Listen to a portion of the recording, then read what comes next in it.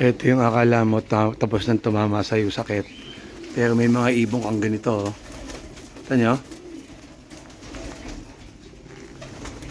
Yan, grabe na isang yan. Oh.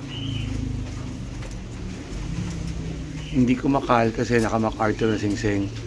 Pero sa pinakikita niyang yan, no choice na ako. Ito yung isa pa recover na to eh. Pero ito malala to.